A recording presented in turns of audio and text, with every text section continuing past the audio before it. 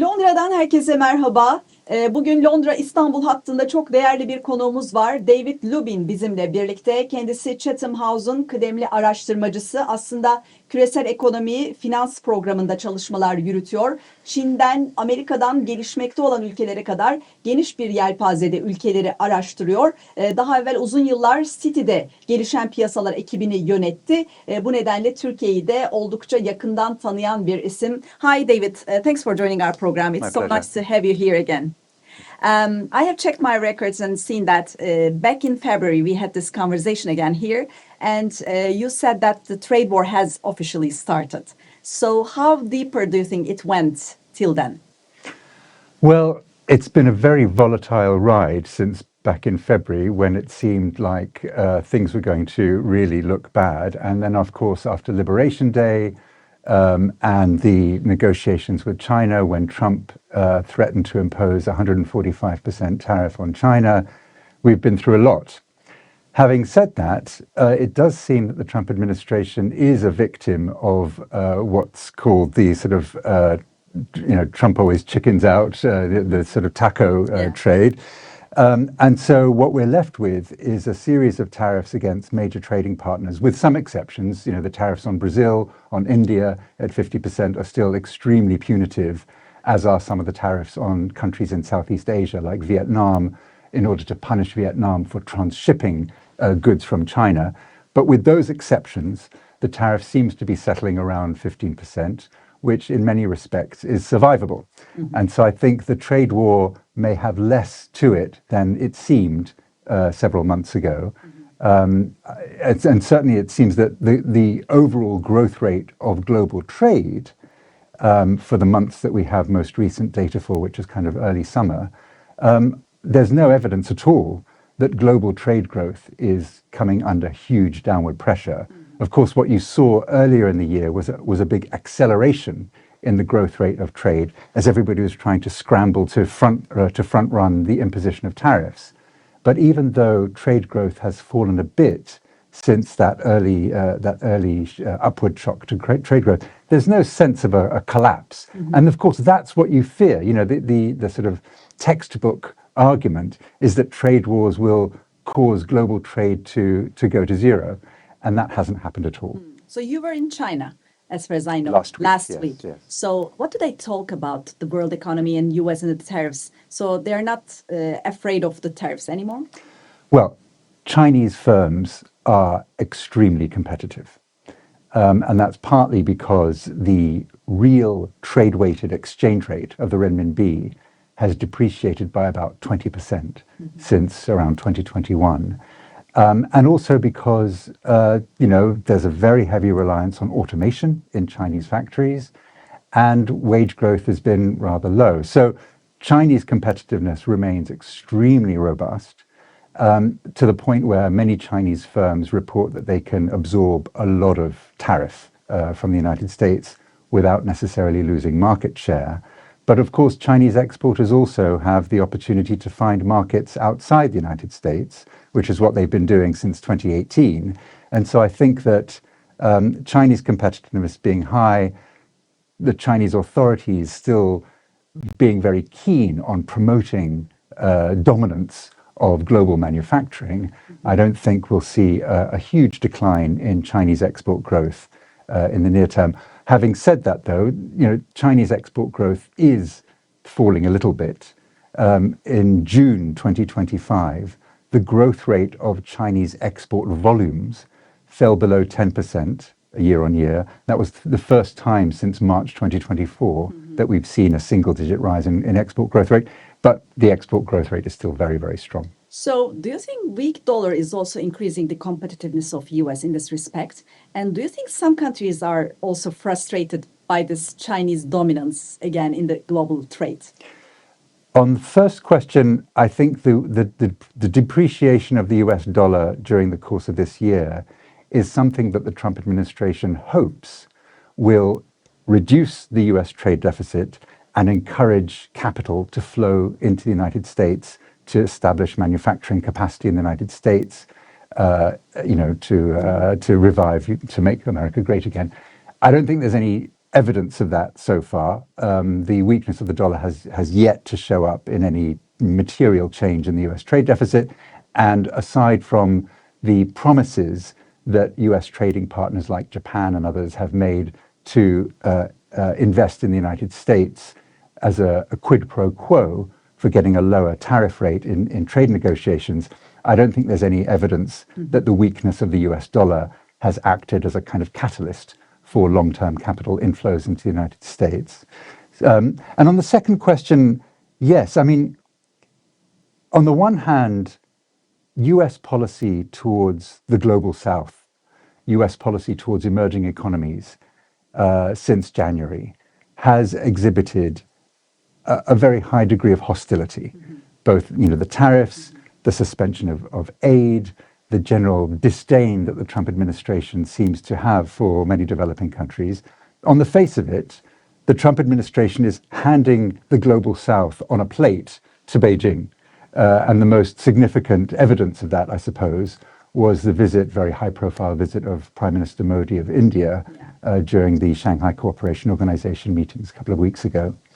But I think it's also worth pointing out that although China seems to be in a strong position to entrench its relationships, to strengthen its relationships with countries in the global south, there are many signs of tension between China and developing countries. I mean, one is the fact that although China was generous in lending money to developing countries in the last 10 years, it's now taking net repayments from its lending to the developing world. And so the financial transfers have weakened. Is the two-edged sword for developing countries? Sorry? Is this a two-edged sword? Yes, I think that's right. That's right. And the other point to bear in mind is that China's emphasis on dominating global manufacturing not only upsets the United States because of this sense that China is sort of dumping cheap goods to the United States. It not only upsets the European Union, which the German foreign minister recently characterized China as, quote, an unreliable trade partner because of this sense that China is constantly capturing market share in the European Union, but it also upsets many developing countries. Countries like Turkey and Brazil and others have imposed tariffs on China, trade restrictions on Chinese goods, in an effort to kind of push back on the sort of sense in which Chinese exporters are just dominating global manufacturing, capturing market share from many countries in the global south who would like to revive their own manufacturing sectors and find that difficult now. So in this big picture, where do you put Turkey specifically? And back in February, again, you said that this inflation is not going that fast as expected. And you said that the program under Şimşek is very welcomed. Yeah. But after that, lots of things happened in terms of politics as well. So how do you see Turkey in terms of its internal issues as well? I mean, the inflation story has been better than I expected, particularly in the sense that services inflation has fallen very sharply in Turkey. I think the main issue now is the stickiness of goods inflation. The inflation rate of core goods in Turkey is kind of stuck at 20%. And the difficulty is that inflation rate of core goods in Turkey is very sensitive to the year-on-year change in the lira exchange rate. And if the lira comes under renewed pressure to depreciate, that makes it very, very difficult to push down goods inflation in Turkey. And so there is, I think, a bit of an inflation problem still, although it's very likely that inflation will fall. The bigger issue now, I guess, in Turkey is what will be the consequences of the fact that monetary policy has been so tight for so long. I mean, if you just subtract the current inflation rate from the current central bank policy rate, it's more than 10%. Turkey, along with Egypt, along with Brazil, and Russia, these four countries have the tightest monetary policy on the planet, pretty much. When you measure the tightness of monetary policy in that way, just subtracting the inflation rate from the current central bank policy rate, and so the risk is that Turkish domestic demand growth will continue to decline, And so there'll be weakness in the economy, perhaps even a recession, a mild recession in the economy over the next couple of quarters. And so Turkey will end up with what you could very loosely describe as stagflationary tendencies, which is something that we see in the United States, where inflation has been accelerating recently, but the labor market is very weak, and arguably also in China, where stagflation has become a topic of discussion because of efforts that the Chinese government is making to restrict output and raise prices in order to defeat deflation, which is a dangerous phenomenon that affects the Chinese economy these days. So why do you think Turkey doesn't get the fruits of this tight policy in terms of inflation? That's very difficult to say. I mean, I think it's partly to do with the volatility of the exchange rate. In fact, maybe the volatility of the exchange rate recently has been a central cause of the difficulties in maintaining progress in the disinflation story. And it may also be that, fiscal policy needs to be tighter than it's been in order really to kind of squeeze inflation out of the Turkish system. But of course, tightening fiscal policy in Turkey in any dramatic way presents all sorts of political challenges and becomes a very difficult thing to do. When it comes to TL's, for example, level, do you think it only has things to do with the internal issues of Turkey, or it might get affected from the euro-dollar parity as well? And what's your expectation in the weakness of dollar in the world as well? Yeah, well, for sure, the United States, the Trump administration would love to see the dollar continue to weaken. And it's interesting. I mean, on the one hand, I would say that most of the dollar's depreciation during the course of 2025 is basically explainable through normal cyclical phenomenon. Inflation expectations have risen, so the real expected inflation rate, the real expected interest rate has gone down, and that tends to weaken the dollar. But I think there is also some evidence to suggest that the erosion of the institutional strength of the United States, the erosion of the rule of law, and in particular the erosion of the independence of the Federal Reserve, are beginning to have some effect on international confidence in the dollar. And so, and I would argue that that from the Trump administration's point of view, that's fine. They don't mind whether they don't mind if in the short term if the international investors lose confidence in the dollar. They want the dollar to weaken because they think that that's an important sort of ingredient in making America great again, in reviving manufacturing industry by attracting manufacturing capital inflows. The good news for emerging economies in all of this is that a weak dollar tends to be very supportive of risk appetite towards developing countries.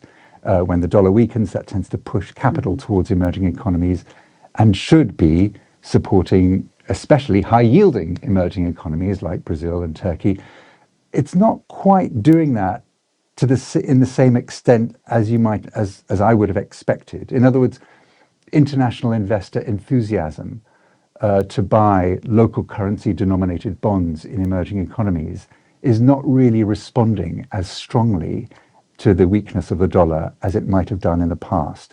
Why that's the case is difficult to understand. It may be because, for example, emerging markets are now competing for capital with new asset classes like cryptocurrencies. And so, if an American investor or an international investor wants to buy a risky asset because they feel confident about the state of the world, it used to be that emerging markets was the most obvious risky asset class that an investor could diversify their portfolio into. But these days, cryptocurrencies may be a bit of a source of competition for emerging markets. And lastly, are you optimistic or pessimistic about countries like Turkey till the end of year and for 2026? I think, we're likely to see a slowdown in China between now and the end of the year, where, household confidence and corporate confidence levels are still extremely weak. We're likely to see a slowdown in the United States because the labor market is very weak. Growth in the Eurozone may be supported by this loosening of fiscal policy, but I would say that in general, the external environment facing a country like Turkey is not looking that great. and particularly, if it turns out that inflation expectations inflation in the United States starts to respond with a lag to the effects of the tariffs, to the effects of the depreciation of the dollar. In other words, if the Fed is unable to continue cutting interest rates, then global asset prices may come under pressure because the market might be negatively surprised by the prospect of a failure on the part of the US Fed to cut interest rates. And so there are lots of vulnerabilities, both in terms of the demand environment that Turkish exporters will be confronted by over the next few months, and also in terms of the risk environment, because if it is the case that the very expensive US stock market and the very expensive US corporate bond market, if those expensive markets come under pressure, then global confidence could fall as well. David Lubin, thanks for joining our program. My pleasure.